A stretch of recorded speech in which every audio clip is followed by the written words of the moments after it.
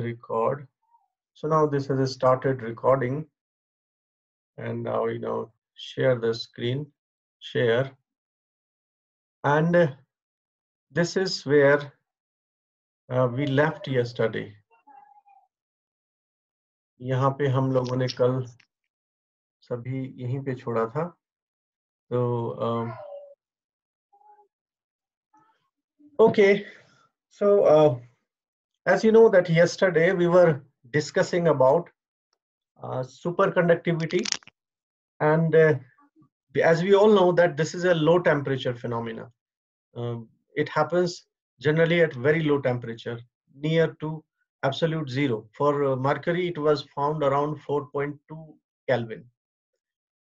And for other systems also, then it was studied later. But before that, Misner thought that why not study the magnetic properties of this superconductors. And that's what he did. And what he found that when the system is superconductor, as you can see that in the dish below, this is some material under very low temperature, this being the superconductor. And if you bring the magnet on the top, there is a repulsion from it. It clearly means that here some currents are produced in a loop which are generating a magnetic field just opposite to what it is. So it's repelling it upward, and the gravity is downward. So this you can hold like this. So this magnetic force is opposing the gravity, and one can hold the magnet on top like this. So this was interpreted in terms of ejection of the magnetic lines. As we discussed in here, you can see that in this slide where my cursor is, that this magnetic lines are ejected. So this is one kind of representation of the field. Actually, these are not true, magnetic lines are not truly present, but this is representation of the magnetic field as if we would like to draw it. जैसे हम इसको अगर यहाँ compass रखें और उसको draw करें तो ये path draw होता है. But in real sense, they does not exist actually. They represent that field is there, and when you bring a magnetic field close to the superconductor, you can represent it like that this magnetic flux is ejected out. Or you can say the system is diamagnetic because it is opposing the cause of magnetism in the system.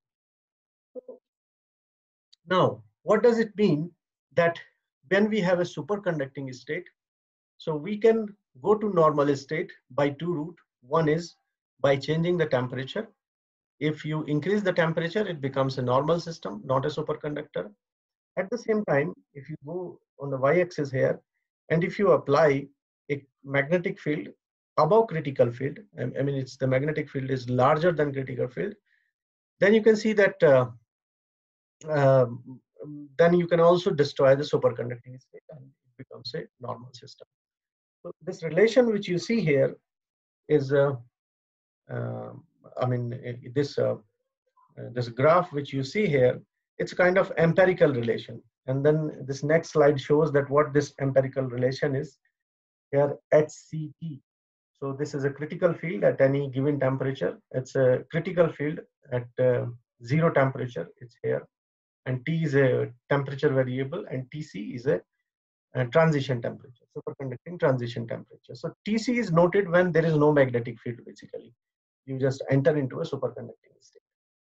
Okay, so this is the relation between critical magnetic field and critical temperature for different substances, like it was found for lead, Hg, and SN tin, indium, tellurium. These are, so this is found in Kittel. Yesterday I just uploaded a book of Introduction to Charles Kittels on your this WhatsApp group, so you can download it and see that this is relation is empirical. Empirical means you just found by measurement. You have some variation in the temperature and the magnetic field, and then you see that how this plots comes, and when you can break this superconducting to the normal state. So this is empirical relations. Now I will just tell you that there are two types of superconductors which are known till now, and this has been described like this: type 1 and type 2. You can see this diagram that in type 1 superconductor, you have, when you apply the magnetic field, let's say starting from the origin, from the zero, and as you apply the magnetic field, this opposite field is induced. It's perfectly diamagnetic. Its susceptibility is -1. You can see that you induce the same field. This line is almost 45 degrees in the opposite direction. This is with the minus sign, and you go like this linear up to certain point, so that the total field cancels, because this is an applied field and this is the induced field, and if you sum up them, this is zero. This is what Misner says, that inside there is no magnetic field. So at critical field, suddenly then there is this diamagnetism property is finished now, because now it is no more superconductor. Now you have entered into a state of a normal conductor. So you can see that uh, in this next in the slide on the right hand side, this is a type 2 superconductor, and the difference between type 1 and type 2 superconductor is this, that here you have two critical field, Hc1 and Hc2. So when you increase the field, induction is increasing up to a point, and then it starts decreasing and it slowly goes to zero. In earlier case, it instantly goes to zero. So the transition is very much uh, discontinuous from superconductor to normal. Here, it's starting its the induction starts to reduce, and then after a field, this is becoming completely zero. So this is basically this before Hc1, this state is known as superconducting state, and after this is known as vortex state. So it's vortex state is a kind of mixed of both. I mean, you can say it's normal as well as superconducting in between somewhere, and above Hc2 it is completely normal conductor. So these two type of superconductors exist till now, which are known, and here you can see the list of type 1 and type 2 superconductors known in the system.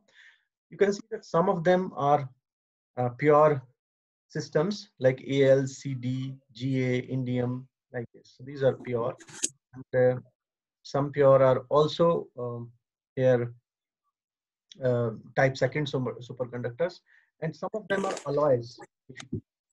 If you see it on the I think I need to mute you all because I just can hear some background noise. So I request you not to uh, unmute yourself unless you have something to say, or you have an option to type, that you can type something and then indicate me if you want to say something, or you just remain yourself, keep yourself muted till this is going on. So you can see this list. These are alloys as well as pure materials.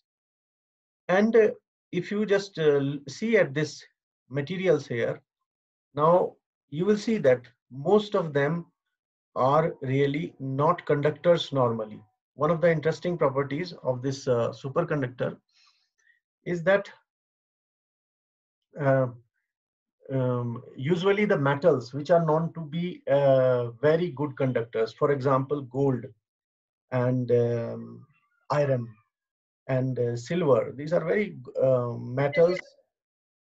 Hello, you have something to say? Okay.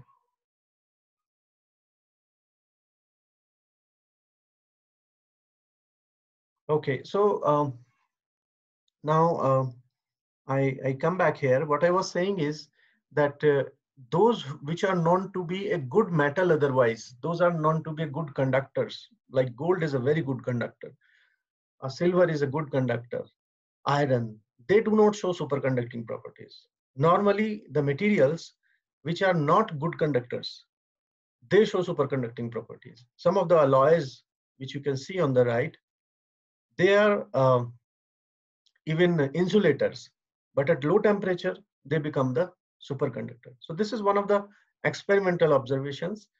Nothing to come about the theory of this yet. So this was the observations people will be having about superconductors. And now you can see that this graph is showing the chronological discovery of superconductors.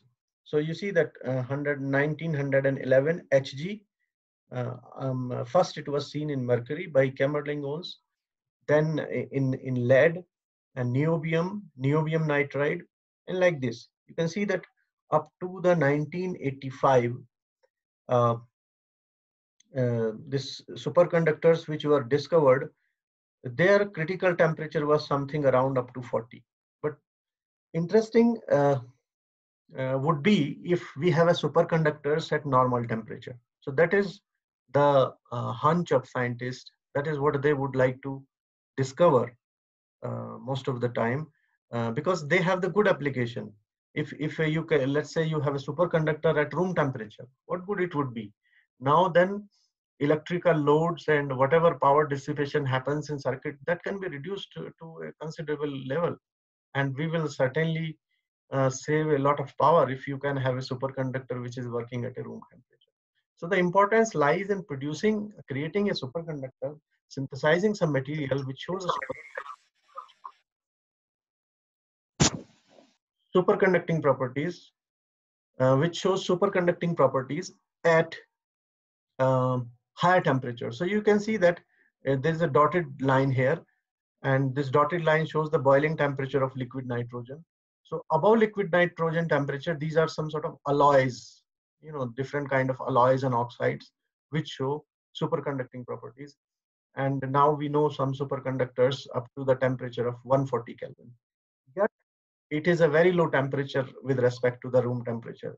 As you know, that room temperature is 273 Kelvin, and still we are much far below the room temperature. So the real interest would be to discover some semiconductor which has show semiconductor properties at the room temperature. So this is some chart, and now there is something known isotope effect. Okay, as you can see in this slides, we are talking about an isotope effect. It's nothing but it relates the mass uh, of the substance with the critical temperature. You know that different materials have their different atomic weights, like zinc, cadmium, tin, Hg, Pb, as it is shown. So it is telling that uh, we have reduction in critical temperature if the mass, the atomic weight of the system increases. For example, for the mercury, mercury has two isotope, one of weight 199.5 and other of 203.4. So for mercury of 203.4, we get slightly less uh, critical temperature. So this is just an observation, and nothing more to say. That people have done some experiments and found that this is how system behaves, that if their atomic weight and mass is large, generally their critical temperature is low. So till now, this was an experimental observation and discovery of the phenomena of superconductivity we were talking about. So some, let us say, theoretical model needs to be developed, and we need to understand the things from the theoretical perspective. And that is what physicists are for, because ultimately we discovered some interesting phenomena, and now we would like to describe this phenomena in terms of available model we have in place, or if we want to propose something new. So in this regard, this F London and H London, these two brothers basically working in this field, they come out with some theoretical model. This is also known as macroscopic theory of superconductivity. So they proposed an idea of this two fluid model, and two fluid model means now we have the total number of electrons. So now when you are talking about conduction, naturally you will think about electrons because that's how electricity conducts otherwise. So they divided this total electron into two kinds of electron. You can say that N is Ns plus Nn. So N is superconducting electrons or super electrons, and Nn is normal electrons. So in a system, they assume that there are perhaps two kinds of electrons here at low temperature, which I call as super electrons or superconducting electrons and normal electrons. So normal electrons give normal conductivity and super electrons give the superconductivity. So that was their idea, and that's how they proceeded. Now you look at the slide carefully and do not be in a hurry to just see it through. Just start from the top and look at the equations up to the down. And I also give you here some minutes. If you're sitting with your pen and pencils, you can drive this. These are very elementary formulas of electrostatics. So if you just see this first equation, m dvs upon dt is equal to minus E. So this is nothing but force charge into electric field, as we know, and as this comes from the formula of electrostatics. Vs here, S subscripts means super electron. So this is talking about the velocity of super electron. And its derivation is basically acceleration. So mass into acceleration, this is force, minus that's the charge of electron and applied electric field. So this equation can be written like this. So this is a normal equation. And now we are considering with that we are in a superconducting state. So we are talking about super electrons. So, and the super electrons are contributing to the superconductivity. Now this equation 3, as you see on this slide, is also just from the definition of the current density. So there's a definition of current density. You have density of charge carriers, charge, and velocity. So this is just from the basic definition, the formula which has been written here. Now, if we differentiate this equation 3, djs upon dt, so here differentiating this, we get dvs upon dt. And now from equation 2, we know dvs upon dt, and we put it here in this equation. So this is what we get, djs upon dt, nse square m and e. So this is what is known as the first London equation. This is the first London equation. Now what we do in this first London equation is, let's say currents are already set in a superconducting loop, and now we switch off an electric field. Okay, so you can see that E is equal to 0 here.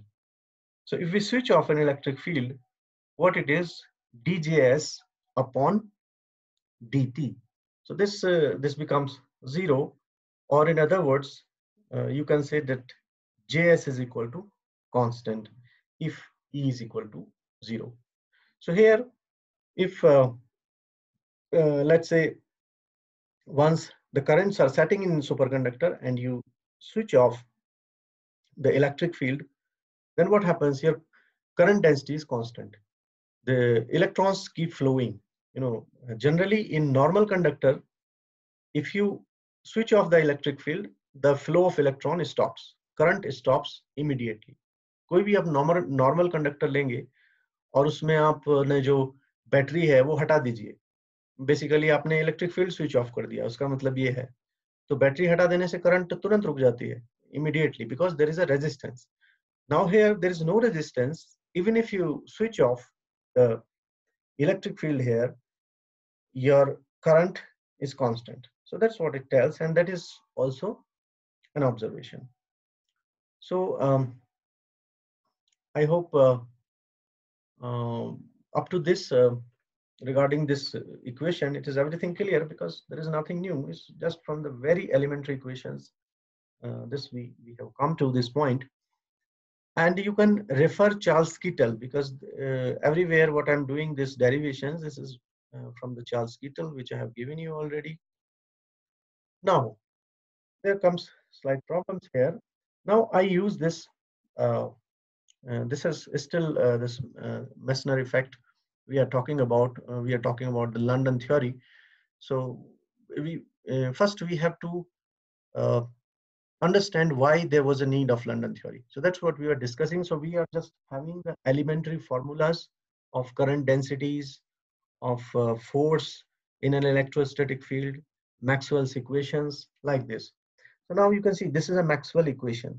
In electromagnetics, you know, there are four Maxwell's equations, which tells you about the relation between electric and magnetic field, current densities, charge densities. So that's how these equations have give you the complete idea of how they are interlinked, electric and magnetic fields.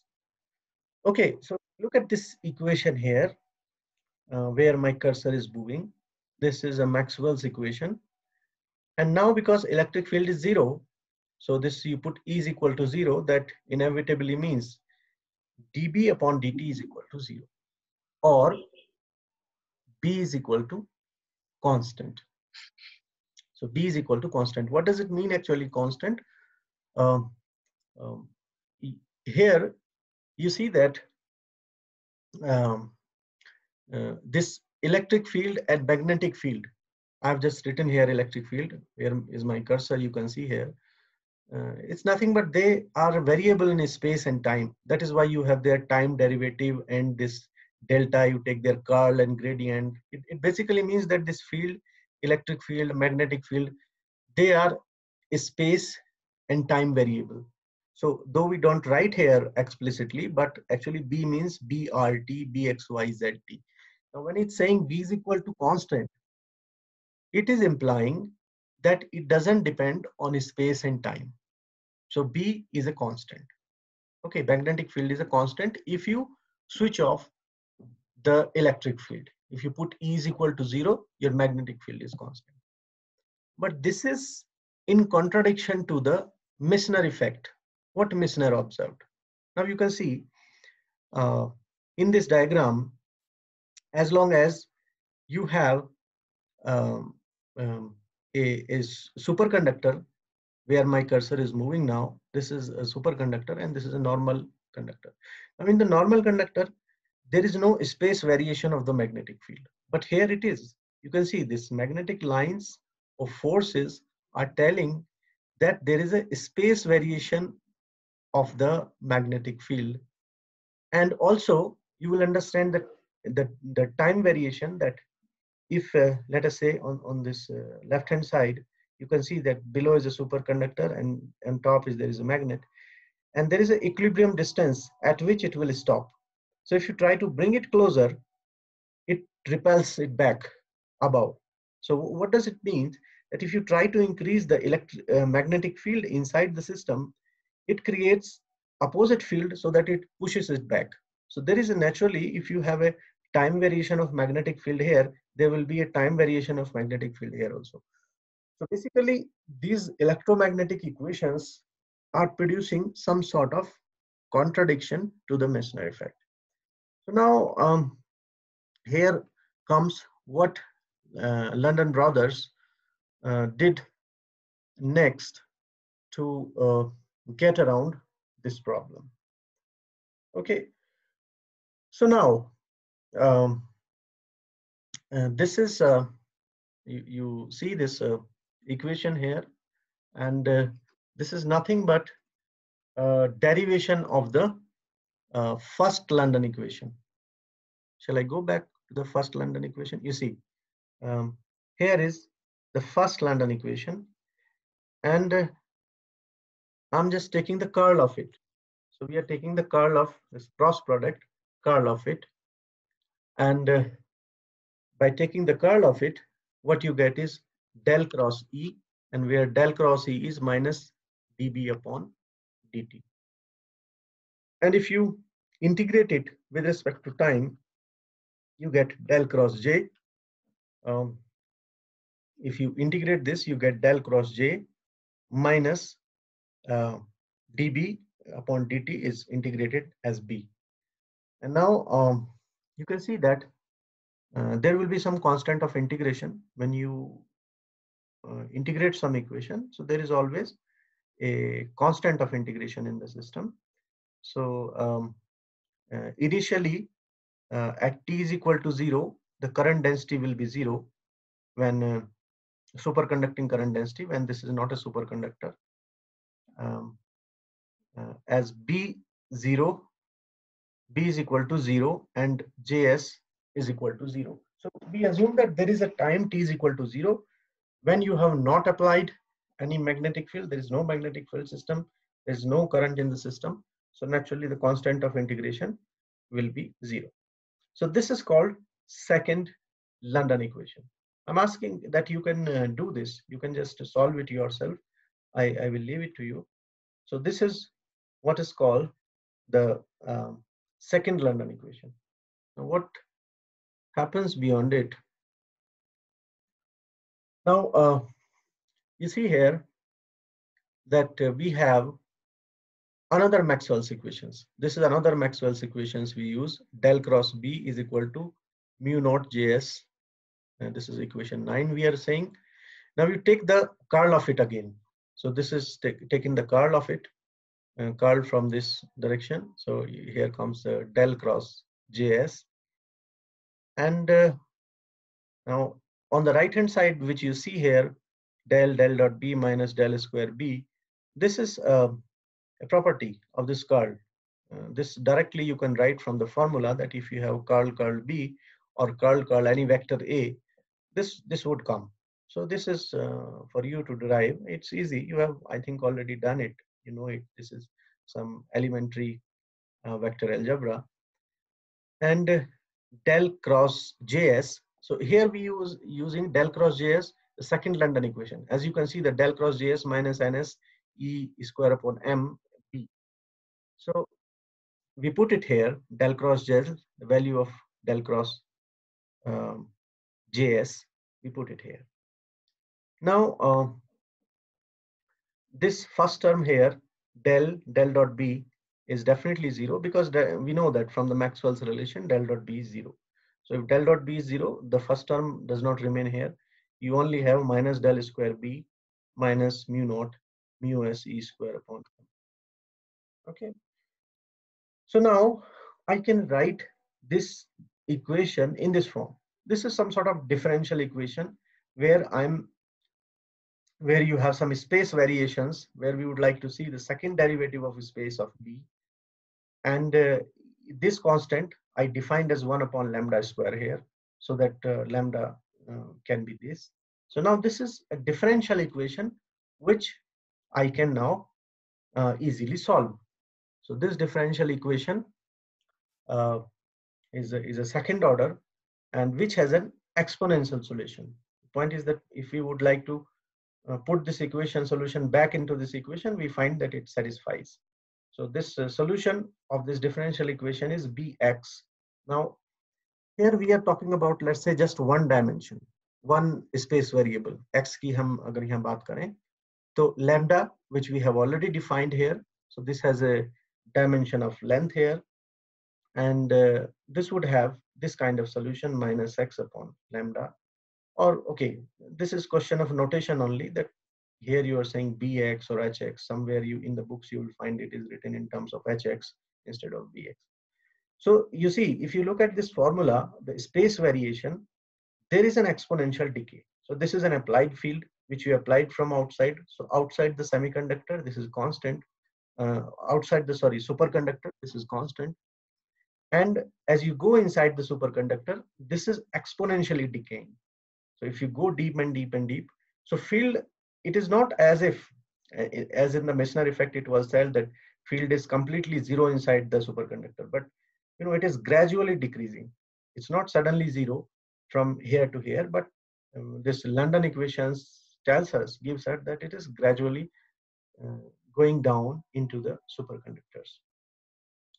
and this length uh, at which this lambda, when x is equal to lambda, this is called penetration depth. इसको हमने penetration depth का नाम दिया है कि अगर हम इस equation में x is equal to lambda कर दें, lambda की length तक चले जाएं, तो magnetic field जो सरफेस पे है वो उसका e टाइम्स रिड्यूस हो जाता है, तो 1/e टाइम्स जितना वो रिड्यूस हो जाएगा उसको हम कहेंगे penetration depth of the system, where the flux density falls 1/e times its initial value. Now, naturally, when you see that, when you talk about thin films, suppose a film is smaller than the penetration depth. If penetration depth is going up to this point and you have a thin film superconductor, then in the entire superconductor, though magnetic field is small here, reducing here, but it is there. So basically, in thin films, this Meissner effect is not complete.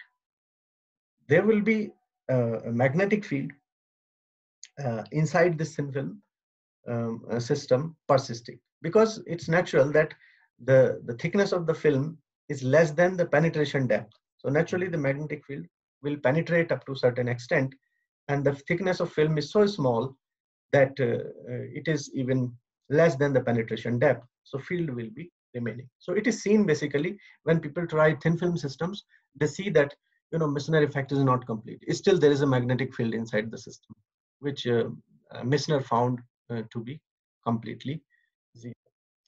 So now I will. This will be my next class. Now, up to now, I just stay up to this point where I have covered uh, basically the macroscopic theory, which is also known as the London theory. Okay, so this is what it says, and here it says that in a superconductor, if I just go back, um, let's say here, you see that it will say that if you have a magnetic field, so on the surface, so if you put a magnetic field from the above, so outside the surface, the magnetic field will be full and will not be decaying. But as you go inside the material, this will decay. There will be certain length or near the surface of this superconductor, some magnetic field will be there. So as long as there is a magnetic field near the surface, um, and so that basically means you have uh, curl a curl of Js. Now, I just would like to go slightly detailed on this curl of Js. Now, Js is a current density, you know very well. It means the current flowing inside the superconductor near the surface, and curl already means rotations. You understand the physical significance of curl. Curl means rotations. So as this current density or current rotates in the system, it produces the magnetic field inside. So that is what London equation is saying here. So this was a first a theory, a macroscopic theory of superconductor, actually, which came into existence, and it could describe very well the Meissner effect. So the Meissner effect was observed, and this macroscopic theory of London could very well describe this Meissner effect, and up to this point there was no problem. But still, we have not uh, talked about why superconductivity arises. We haven't talked about a theory why there is a superconductivity and how it arises into the system. So that will follow in one or two lectures. Tomorrow I will talk about the thermodynamic properties of the superconductors, and then we will come to what is the valid theory of the superconductor. Okay, so I think uh, now I just uh, have shown you the slides. Now I just stop sharing, and maybe I would can interact with you now if you have uh, something to ask, but it's better one by one. I have unmuted you all. So this is for the today I have discussed. If someone wants to ask something, uh, you can raise your hand and I will just go to you.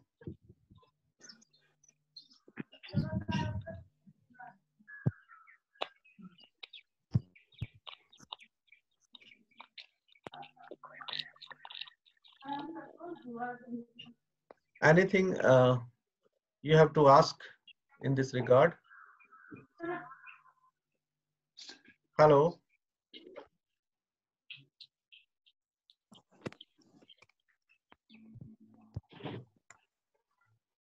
Okay, so let me just go by one, just to ask you. I will just ask you if it was okay. Maybe you don't have question now, but I gave you a book. So I will go one by one as I can see on my screen here. Ashima Rawat. Yes, sir. You could listen to me. आपको मेरी आवाज आई ठीक से? Yes, sir. Okay, ठीक है. उसके बाद शगुन Chauhan. Yes, sir. आपको आवाज आई ठीक से? लेक्चर सुन पाए? Yes, yes. ओके. दीक्षा ठाकुर. Yes, sir. ठीक से आई आवाज मेरी आपको? जी sir. Okay good. Divya Mankotia. Yes, sir. मेरी आवाज आई आपको ठीक से? Yes, sir. Yes, sir. ठीक है. Rajesh Kumar. Sir. Yes sir. आपको मेरी आवाज आई? Yes sir. Okay. Tarun Sharma. Yes sir. आई आवाज आई. ओके ठीक है. Mukul Bhardwaj. Yes sir. I listening. Okay. Naveen Kumar. Yes sir. Okay good. And Poonam Sharma. Yes, sir. Okay. आप मेरे को सुन पाए अच्छी तरह से? Yes, sir. Okay. And now Pragati Verma. Yes, sir. Okay good. Vaishali. Yes, sir. Okay. And Manoj Kumar. Yes sir. All right. And Shailja Chauhan. Yes, sir. Okay. And Dimple Sayal. Dimple. Akhilesh Gautam. Yes sir. Okay. Kavya Sharma. Yes, sir. Okay. And Piyush. Yes sir. Surbhi. Yes, sir. Vani. Yes, sir. Ankit Dhiman.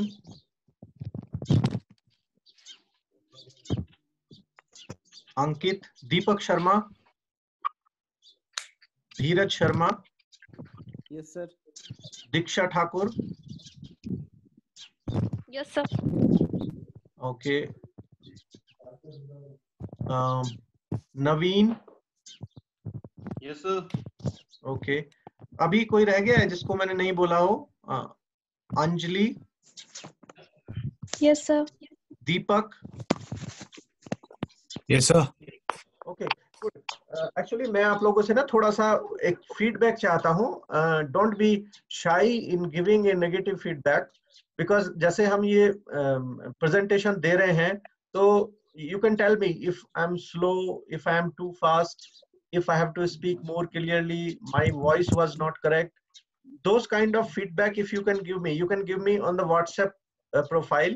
You can separately write कि ये चीज इसमें improve होनी चाहिए. Don't feel shy about it, क्योंकि ये थोड़ा दूर से हो रहा है ना, तो मुझे भी नहीं पता चल रहा है कि आप लोग क्या ठीक से सुन पा रहे हैं, क्या नहीं हो रहा है, मेरी आवाज ठीक है या नहीं है. और उस तरीके से आप अपनी जो फीडबैक है वो मुझे फ्रैंकली व्हाट्सएप ग्रुप पे भेज सकते हैं. तो नेक्स्ट कल जब हम क्लास करेंगे उसके बाद हम इसको फिर डिस्कस करेंगे। तो इसमें मैं आपको एक बार ये सुपर कंडक्टिविटी का चैप्टर खत्म हो जाएगा तो मैं आपको थोड़ा असाइनमेंट भी दूंगा। So we will sit with some question and answers also. कुछ इंटरेक्शन के लिए अलग से सेशन रखेंगे कि वन बाय वन हम सबके साथ इंटरेक्ट कर सके। तो उसके लिए आपके जो क्वेश्चंस हैं you can keep them ready. Okay, तो this is my request that just critically analyse. और आप ये देखिए कि इसमें आपको प्रेजेंटेशन में क्या अच्छा नहीं लगा। जैसे आवाज कुछ और तेज हो सकती थी, या मेरी बोलने की स्पीड ज्यादा फास्ट थी, कुछ स्लो होना चाहिए थी, या स्लाइड पे मुझे किसी टाइम पे स्लाइड पे कम टाइम आपको मिला। अब ये मैंने आपको बता दिया है, चार्ल्स कीटल की बुक भी है, इसको थोड़ा पढ़िए और फिर से समझने की कोशिश करिए। ये जो मेसनर इफेक्ट है एक्चुअली उसकी वजह से थोड़ा कॉन्ट्रडिक्शन प्रोड्यूस हो गई थी जो मैक्सवेल्स इक्वेशंस को लेके, and it could not be properly explained. So then the London came forward with some idea, and he proposed that there is some penetration of the field into the material up to certain length, which is he called as the London penetration depth. Semiconductor में magnetic field अंदर तक जाता है किसी length तक, उसको हम London penetration depth बोलते हैं। एकदम जीरो नहीं होता, वो स्लोली ग्रेजुअली डिक्रीज होता है। तो जैसे वो b is equal to constant आ रहा था, वो प्रॉब्लम भी हमारी सॉल्व हो गई, क्योंकि कॉन्स्टेंट नहीं है। आप देख सकते हैं लंडन इक्वेशन में वो स्पेस वेरिएबल है, स्पेस में वो एक्सपोनेंशियली डिके हो रहा है। So this is what is the London theory to explain the Meissner effect. Okay, ये आज हमारा पॉइंट रहा। So I am going to end this class today. I hope you enjoyed, and you can write back to me in email personally or WhatsApp group what you want in this meeting or class to be improved. Okay, आप क्या चाहते हैं कि ये किस तरह से और इम्प्रूव हो सके, उस तरीके से। अगर आपके एंड पे देखो इंटरनेट अगर क्लियर है तो कोई प्रॉब्लम नहीं है, आप बहुत ही आसानी से ये कर पाएंगे। अगर थोड़ी बहुत प्रॉब्लम कहीं है तो वो इंटरनेट की वजह से हो सकती है कि इंटरनेट स्लो है। Okay, so shall I say now bye and end the class? अभी अभी क्लास खत्म करते हैं, बोलिए। Yes, sir. Okay, Yes, sir. okay, okay. See you tomorrow at the same time. Thank you, sir. Okay, thank you.